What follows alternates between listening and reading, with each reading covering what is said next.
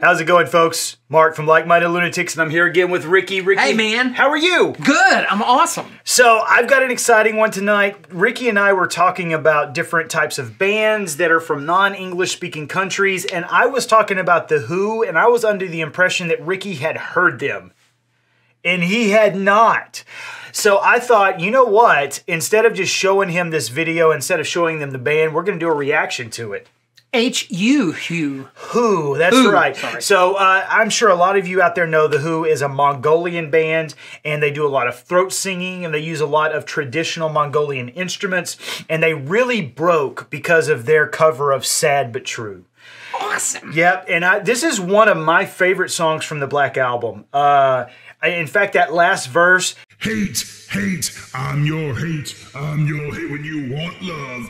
That is one of my favorite verses from that entire album. I love it so much. And when this came out, it blew me away. And I think you're going to like the video too, because the video is just unbelievable. I'm looking forward to it. So it's tradition around here to have a beer with our Friday night reaction videos. It's going to chroma key out because it's in green, but Ricky and I are going with a Vominos. This is a Goes beer from Real Ale Brewing. It's got a little lime, a little salt, and I think it's a great beer. So you don't have to have an alcoholic beverage if you don't want to. But hey, let's get something in our systems so we can cheers. Absolutely. To the end of a week and the beginning of a weekend. Smells lovely. Oh, that's good stuff. So if you can find this, folks, this tastes like what a dress Corona should taste like. It never does, but it tastes like what a dress Corona should taste like. Still tasting it in my That's mouth. right. It's awesome. All right, folks, so here we go. This is The Who, Sad But True.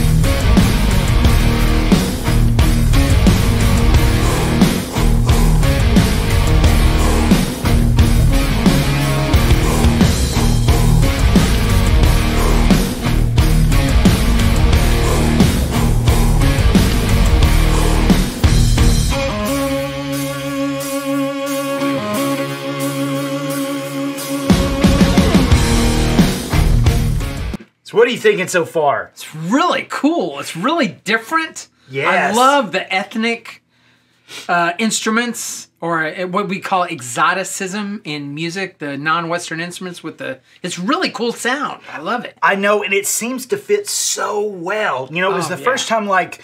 I remember being a huge Metallica fan and hearing in mid-90s they were going to collaborate with the San Francisco Symphony Orchestra, and thinking, how in the hell is that going to work? But then you hear it, it's like, oh my God, their music was orchestral to begin with, and we never knew it.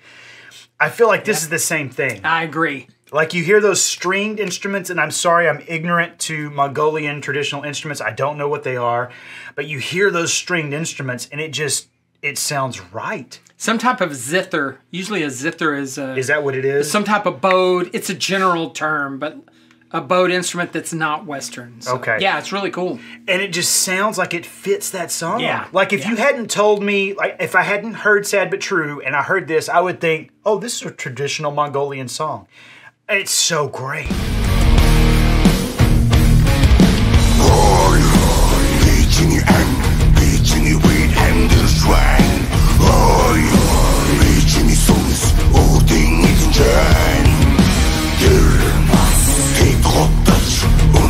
Thank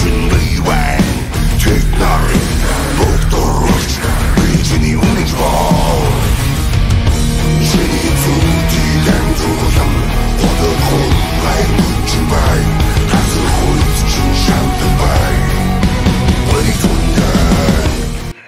sad but true. God. You know, and one of the things that, you know, I've got the lyrics pulled up to sad but true. I've read, and I don't know because obviously I don't speak Mongolian, but I've read that it's almost a literal one-to-one translation, that the Mongolian language does a great job of essentially capturing these lyrics. So, hey, I'm your life, I'm the one who takes you there. Hey, I'm your life, I'm the one who cares. They betray, I'm your only true friend now. They'll betray, I'm forever there.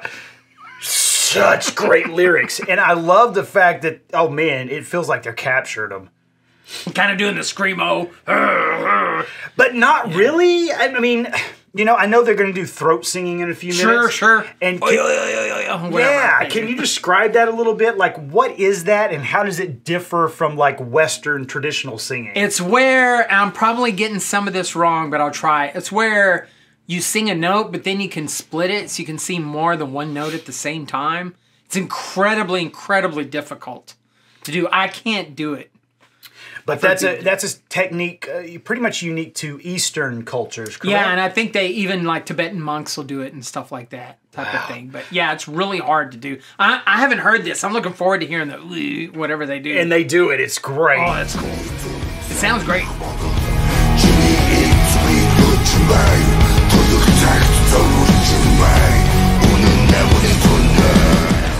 Raiden. There it is. Now that's throat singing, correct? Let me just hear it again. Right there, the Sounds like it or something. Yeah. Yes, that's it. I can hear it. That's it, right? That's it, man. Let's go back a little That bit. is so. Who would say, let's do a Metallica cover, but let's put our throat singing in there? Who would think that? These dudes. Cool. It's awesome.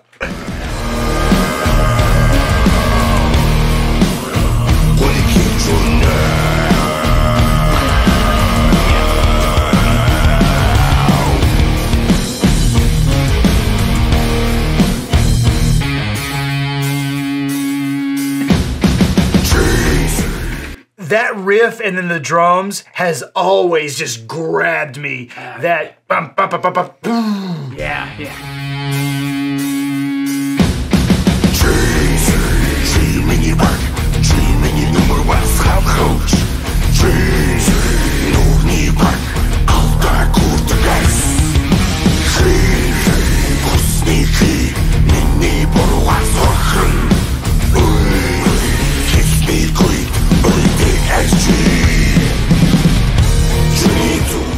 So, you know, this song to me, just like a lot of Het's lyrics, kind of have to do with either addiction or mental thoughts that are not exactly healthy for you.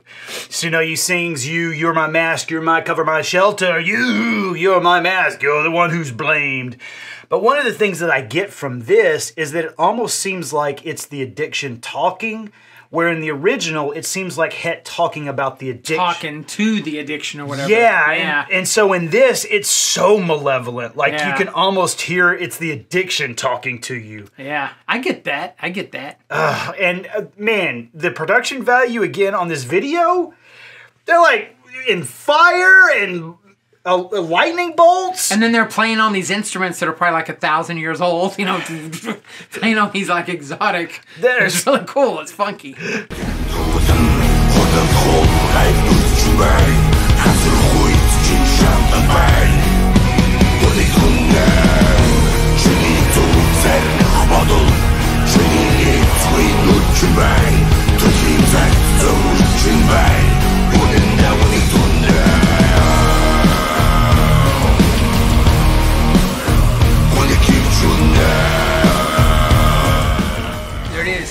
That's the throat singing. That's the throat singing. So my our friend, our blues friend Todd Roth, he was over the other night and he said he saw them at Emo's, and I know you've been at Emo's Tiny Club. Todd said that their the drummer's drum kit took up like a quarter of the entire stage because he's got these huge, incredibly old Mongolian-style drums. Yeah. And Roth was saying that so Emo's, for those of you who've never been to it, is almost a perfectly square club venue. And Todd said that the sound just like felt like it did not belong in that room. Oh, yeah. That it was just huge. Yeah. And there's nothing computer-wise or anything that can replicate those actual drums. Like, you hit it and you just... So digitally, it's like, you just need the real ones. Yes. Yeah. You know, Lottie and I reacted, we did an AC/DC series, and you can go over here and watch that. But we were listening to Hell's Bells, and looking into the research to that, they had to actually find a casted bell from Lodsboro to do that sound, because there were engineers that were like, no, we can do it in the booth.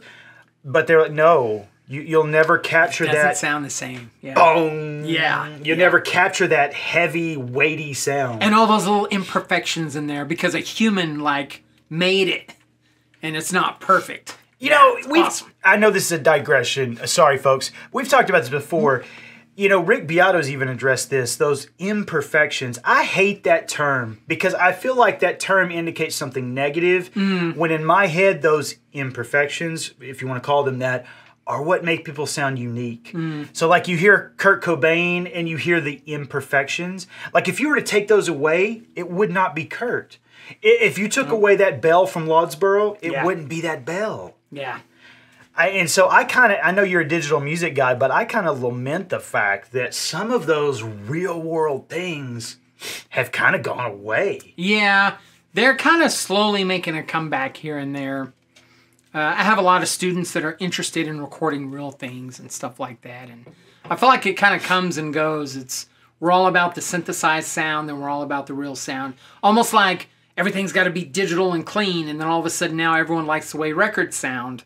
Yes. Because there's imperfections. Yes. Sorry. There, but it warms up the sound. You know, it kind of comes and goes. And it's even like in film, I feel like it's been all about digital film, and now you hear filmmakers saying, well, we're going to film this in 35 millimeter or whatever, because they like the warmth of it. Yeah, and by warmth, they mean the imperfections. That's it. Yeah. We should say warmth, not imperfections. I like warmth. I like warmth. that. Yeah.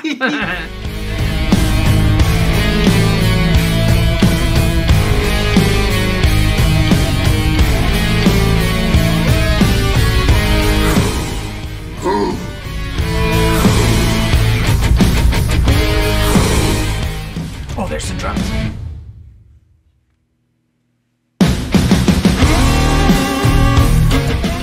All right, this is a big solo, but I have to point out there, is almost impressive as Hetfield's. Oh, it's almost. It might be more. I don't know, but man, that is so badass. I mean, if a Mongolian does that, it's gonna have balls, man. Oh, you know? God, that means that your entire society is about to be wiped out. Yeah. That if you hear someone coming at you on a horseback with a bow and arrow going, you're done. You're done. Yeah, that's right. Yeah, hide because you're done.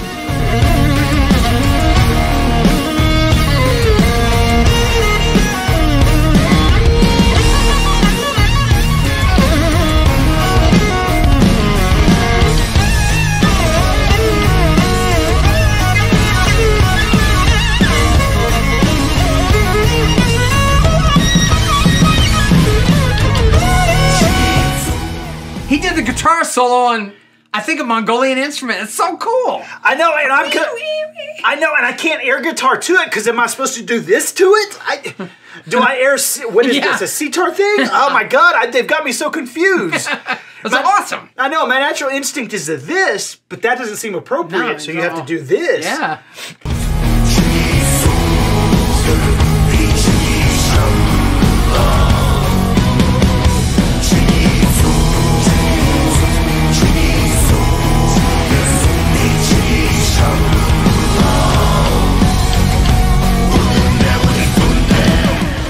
I would like to see this written out phonetically, how they're saying sad but true, because I don't want to butcher it, but I kind of want to scream that now. The Jigisu, that just sounds, Jesus Christ. And then you can say you know how to speak Mongolian. I know. I would love to be able to do that. Sad but true. Jigisu. I want to be able to do that phonetically. It's badass.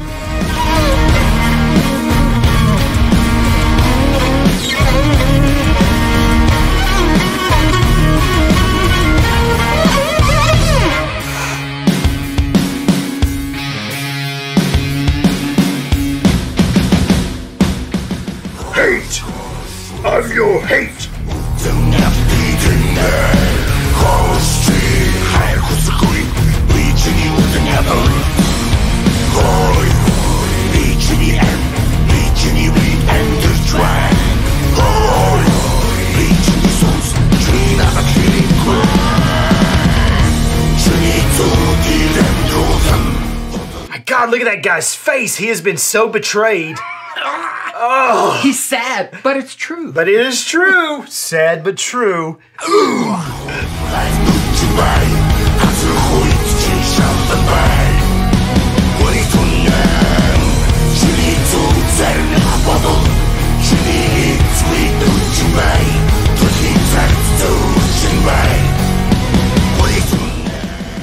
That guy just died. I am so into this narrative. I want to see this as a film. I want John Carpenter to direct this film. Yeah. Oh my God. With all a synthesizer. Yes. And then these guys in the back. And he would probably tell him, yeah, man, sit in. That's right. That's how he is.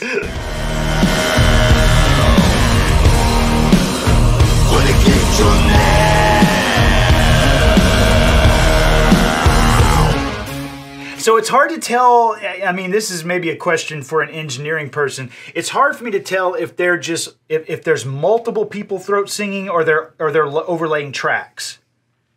I don't know. It could be either one. Because that's a big sound and it's a lot of throat stuff. Yeah. Oh God, let's go back because I'm way too excited. So I was.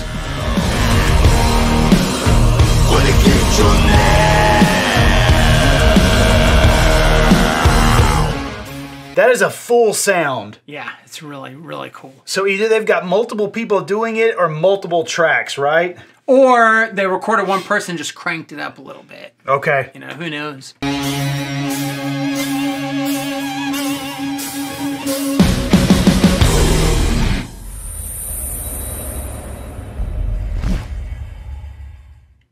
Hot damn. So two things that pop in my head is, first off, isn't it amazing that this American band that did this song in the 90s can somehow maybe influence musicians clear across the globe many years ahead that aren't even speaking the same language or have the same musical language or whatever. And then I also think, you know, doing stuff like this with the throat singing and all the instruments, sometimes it's pretty risky because there's a tradition of hundreds and hundreds of years of doing what is considered proper. Right. And to throat sing in Metallica song, you know, may have been, you know, considered kind of a no-no or whatever. So that may have been a risk. I don't know. But those are the two things that pop up in my head, which is just amazing. That makes this tune amazing. It's amazing that all that kind of comes together. And I think that does speak to the power of Metallica, especially that Black Album. Yeah. About how huge that was. Yeah. We were in a bar in Shinjuku in the Golden Gai in Japan, and we were having whiskey, and there were literally like 3 other people in there, and the bartender spoke very little English, and Lee and I were drinking our drink, and I hear on the radio, it was like, is that Seek and Destroy? And I was asking Lee, is that Seek and Destroy? And the bartender, whose back was turned to me, goes, "Hey, Seek and Destroy." Like he had heard me. That's and he was awesome. like, "Hey, Seek and Destroy, wakarimasu." Like, you understand? Yes, it is. And it just kind of speaks to the power of that album. And I think that was one of the reasons why they did that Blacklist, was just kind of a celebration from everybody from Elton John to like all these people. Yeah. But you're right, and I don't know enough about them to know, was taking those traditional techniques anathema to their, you know, to their foundation. I don't know, but these dudes are so awesome. Yeah, this is great. And what did you think of this? This was your first time hearing it. It's your first time hearing it. I thought it was amazing. I love the tune. I love the video. Correct me if I'm wrong, but the original Sad But True is like black and white and kind of... Yes. This was very colorful, and I kind of dig this video, I think, more than Metallica. I know, and really kind of godlike. It reminded me of like Raiden and like all that stuff, and these dudes got lightning and shit flying out of their heads. Big ponytails. So here's the thing. I hope maybe I'll link to it here in the video if I can, but The Who has their own YouTube channel, and it's not, and they don't post a lot of music. They post a lot of their cooking videos, which I think you'll find interesting, where they cook traditional Mongolian food. In one of the videos, they're in San Marcos, and they're on the Comal River, and they're cooking Mongolian food, and their friends from Texas are cooking Texas barbecue. Holy crap! Yeah. So for those of you... Point to that video! Yes. So those of you who want to check that out, I'll see if I can put a link to it up here. But yeah, they're teaching you to cook their Mongolian food, and their friends doing Texas barbecue. That's awesome! Yeah, I thought so too. Well, folks, let us know in the comments what you think about this one. Remember, keep your comments nice, otherwise we just ditch them. Make sure you subscribe to the channel. Make sure you check out some of our other content. Your cousin does a playlist on here, Drink, Play, Swear. That's right. Todd does a Drink, Play, Swear that you can go check out right here. He drinks well, he swears okay, his playing stinks. Oh, God, I'm not going to say that. You're kinfolk. You can say that. I'm not going to say that. But check out some of our other stuff, folks. And take care of yourselves, and we'll see you soon.